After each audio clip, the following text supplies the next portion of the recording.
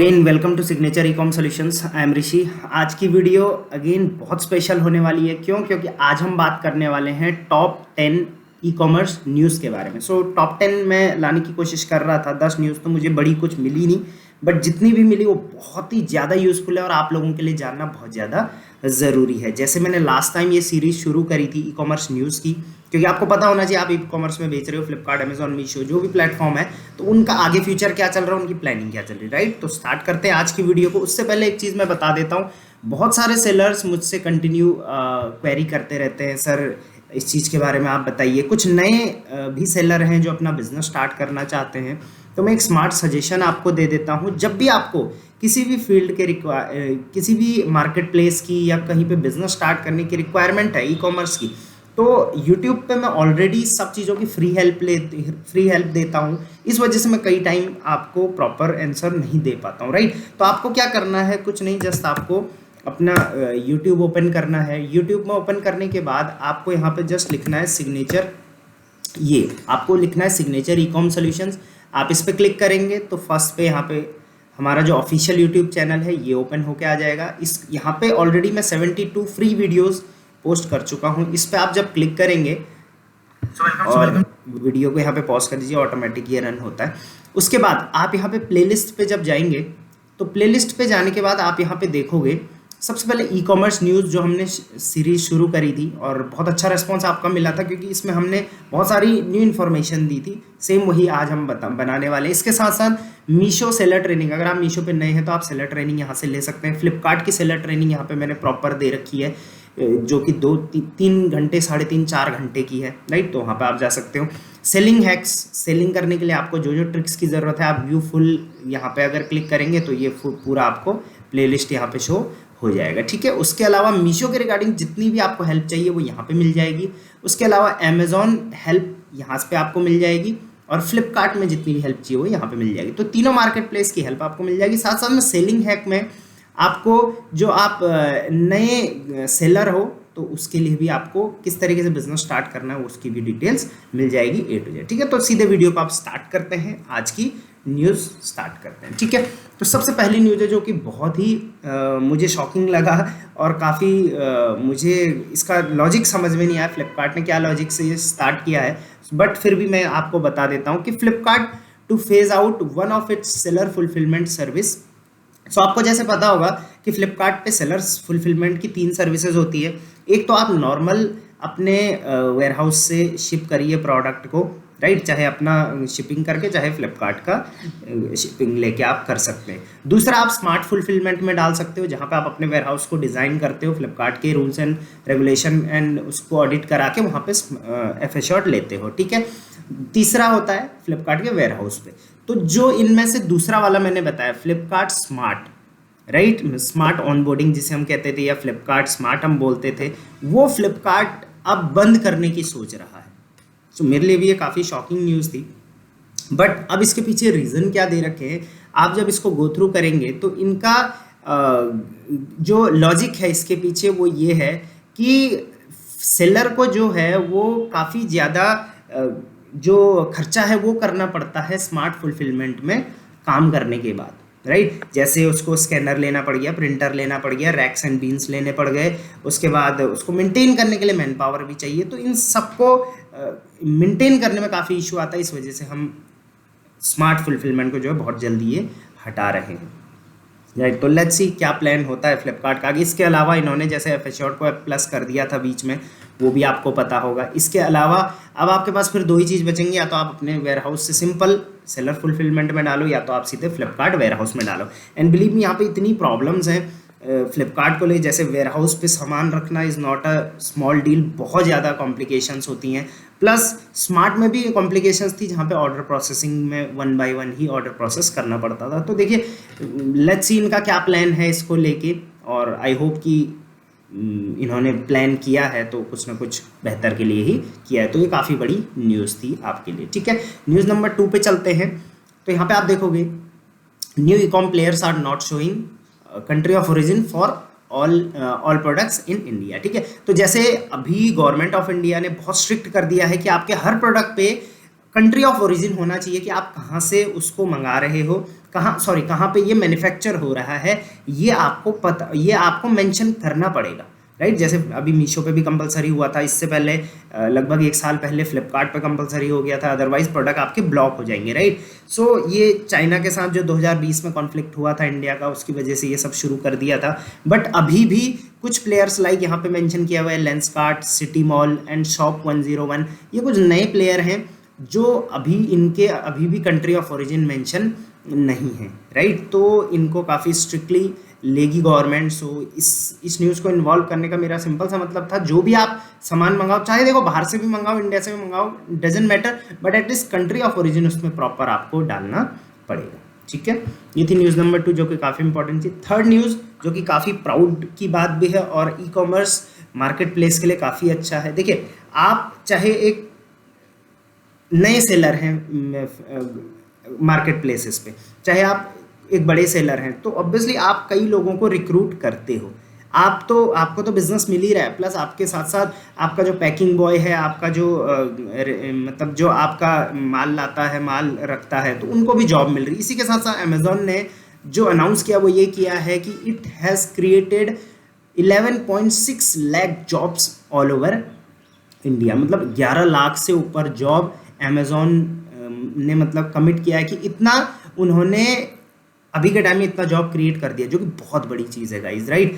जहाँ पे इंडिया में एम्प्लॉयमेंट का इतना बड़ा इशू है, तो एक मार्केट प्लेस आके जो आपको बिजनेस करने की अपॉर्चुनिटी भी दे रहा है, उसको हटा के इतने लोगों को जॉब भी दे रहा है। तो इन्होंने जो डेटा दिया वो दिया कि 11.6 लाख से ऊपर हम डायरेक्ट या इनडायरेक्ट हमने जॉब दी है, and we are planning to create 20 lakh direct and indirect job by 2025 तक इन्होंने ये प्लान किया हुआ है, ठीक है। सो जितनी भी जॉब इन्होंने दी है उसमें इन्होंने बताया है कि हमने लगभग 5 billion in exports and digitise over 40 lakhs MSME. तो जो एमएसएमई है, छोटे बिजनेसेस, उनको हमने डिजिटाइज किया हुआ है यहाँ पे, ठीक है। तो ये चीज़ मुझे काफ़ी अच्छी लगी, क्योंकि कहीं ना कहीं कोई मार्केट प्लेस है, एक सिंपल सा आइडिया है ऑनलाइन सेलिंग का, वहाँ पे इतनी जॉब मिल रही, तो वेल एंड गुड है, राइट। नेक्स्ट जियो मार्ट की है, बहुत इंपॉर्टेंट न्यूज़ है, इसको आप थोड़ा गौर से सुनना।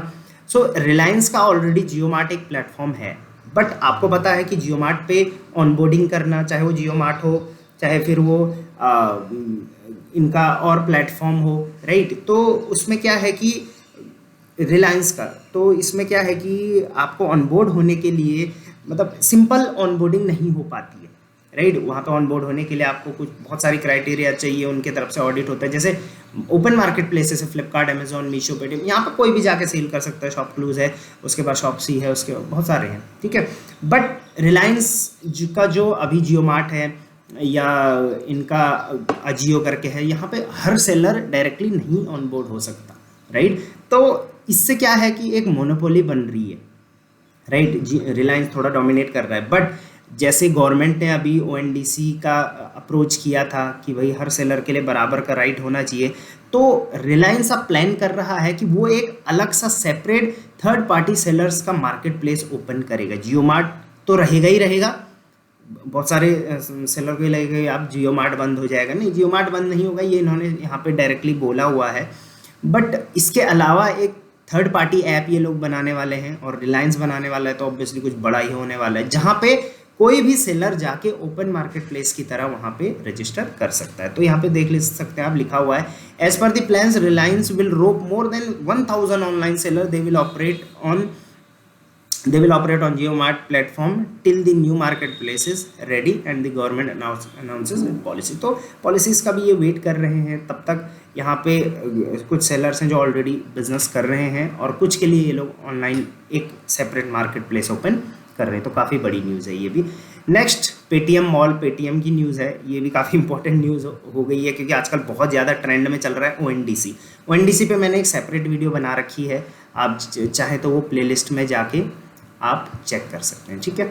ओके, सो ओएनडीसी जो open network for digital commerce government of India ने जो प्रपोज किया है, अनाउंस किया है, तो आपको जैसे मैंने बताया भी था लास्ट टाइम, ये यहाँ पे मेंशन भी होगी, जस्ट अ सेकेंड।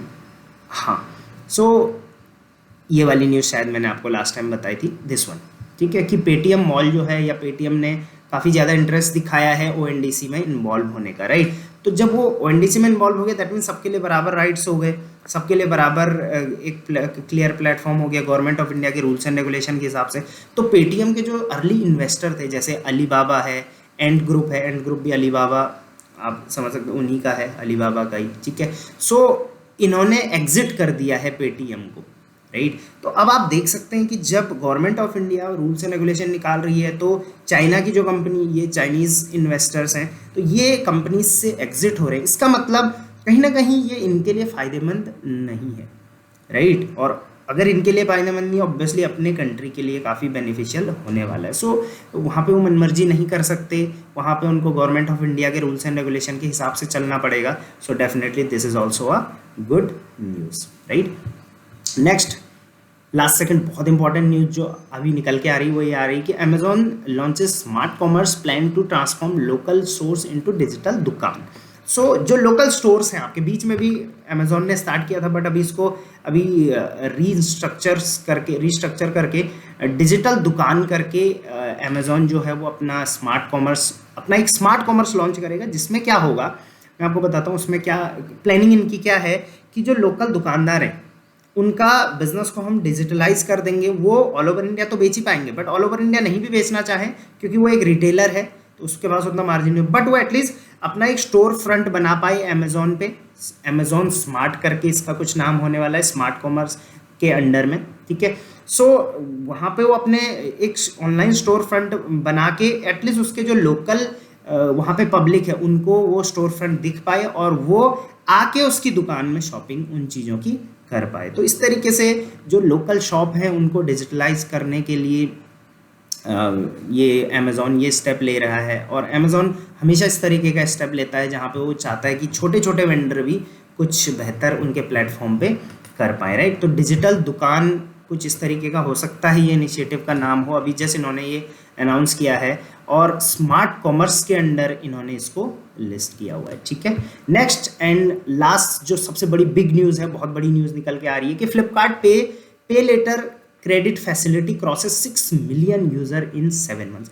अब आप एक बार सोच के देखो कि फ्लिपकार्ट ने, मैं पहले ये बता देता हूँ कि एक्चुअल में है क्या। फ्लिपकार्ट का एक फंक्शन होता है, एक फैसिलिटी होती है पे लेटर क्रेडिट फैसिलिटी, जो कि बायर के लिए होती है। तो आपके प्रोडक्ट को बायर खरीदता है और पे लेटर क्रेडिट से करता है तो उसको बाद में भी वो पे कर सकता है। 1 लाख तक का सामान वो खरीद सकता है और फिर नेक्स्ट 30 डेज में उसको धीरे धीरे EMI पे चुका सकता है। वहाँ पे कोई डाउन पेमेंट की भी ज़रूरत नहीं पड़ती है। बट उसको कितना पे लेटर में वो कितने की शॉपिंग कर सकता है ये डिपेंड करता है उसकी क्रेडिट हिस्ट्री कैसी है, राइट। तो इस तरीके से फ्लिपकार्ट लोन के टाइप में आप इसको समझ सकते हैं।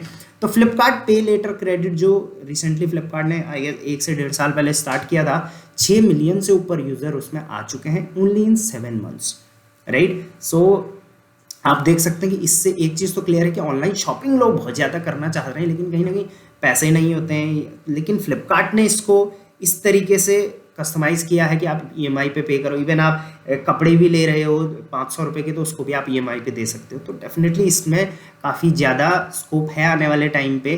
और फ्लिपकार्ट इसमें ऑब्वियसली आपका EMI पे लेगा तो वहाँ पे आपसे जो ब्याज है वो भी वसूल करेगा डेफिनेटली। सो कहीं ना कहीं बायर जो है वो काफ़ी ज़्यादा अट्रैक्ट हो रहा है इन सारे जो नए नए ऑप्शंस ऑनलाइन मार्केट प्लेस पे आ रहे हैं। और इसमें जो सबसे बड़ी कैटेगरी बताई जा रही है वो बताई जा रही है आपकी grocery, lifestyle and general merchandise and home category में, राइट। तो ये थी कुछ big news online market place की मई मंथ की, जो मुझे लगा आप लोगों को जाननी ज़रूरी है अगर आप एक ऑनलाइन सेलर हैं। आई होप ये वीडियो आपको हेल्पफुल रही होगी। कौन सी न्यूज़ आपको सबसे ज़्यादा लगा कि आपको इम्पैक्ट कर सकती है या आपके काम की थी, ज़रूर मुझे बताना, क्योंकि एक रिसर्च लगती है इन सब न्यूज़ को इकट्ठा करके आपको बताने में। मैं ज़्यादा एडिटिंग में ध्यान नहीं देता क्योंकि मुझे लगता है इन्फॉर्मेशन पहुँचानी ज़रूरी है, राइट।